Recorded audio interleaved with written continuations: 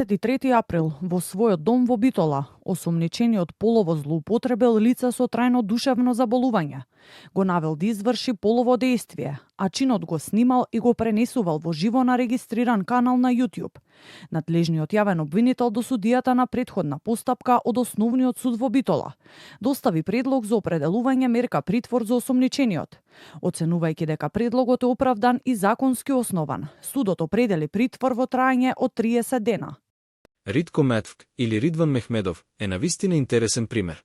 На успех во светот на YouTube, неговата способност да создава забавни и иновативни пренк видеа му донесе голема популарност прво во Македонија, а потоа и надвор од неа, особено во Бугарија. Основни факти.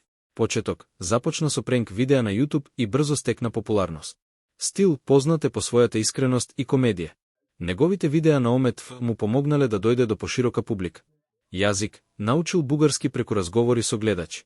Претплатници, пречекорил 214,000 претплатници на YouTube. Финансиски успех, инвестирал во дом и автомобил. Зошто е популарен? Се чини дека ритко успева да се поврзува со публиката на начин што другите можеби не можат, а тоа, заедно со неговата способност да создава забавен и уникатен контент, го прави посебен во светот на онлайн забават. Тој навистина успеа, се искачи брзо и му помогна на Стефан Лазаров. За време на неговиот напредок, имаше дел од заслугите за неговиот успех, но потоа се расправа, не се разбра и ги разделија патиштата. Ритко продолжи да прави омет влев, ги разбрал што сакаат да гледаат луѓето во Македонија и продолжи да создава содржини според тоа. Тој созреваше на млада возраст, има ќерка, но се разведе од жена му и проблемите започнаа да доаѓаат едно по едно. Тој имал психолошки проблеми што влијаело на неговото здравје. За да најде решение, се одлучи да оди во клиника, каде што остана некое време. Му беше потребен период на самотија и малку одмор. Потоа се врати во Македонија, овој пат целосно мотивиран и фокусиран на неговата работа, работеше постојано. Но, поради глупав инцидент, го ставија Ритко во затвор без потреба. По 30 дена чекање да излезе од затвор, не може да излезе и му се продолжи казната со уште 8 месеци. Сега, постепено се враќа надвор и вели дека ќе се врати со подобри содржини на важни концепти и ќе ги сподели со нас.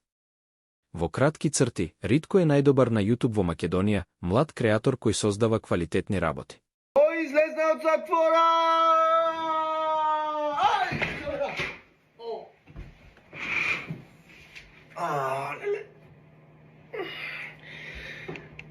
Кој сме и кој ден сме сега? За 3 дни в YouTube, Ритко Мадафака, абонирајте се всички, казвам зашто сам влезал в затвора и как сам излезел од затвора. Абонирајте се всички в YouTube канала Ритко Мадафака. Мудар даст.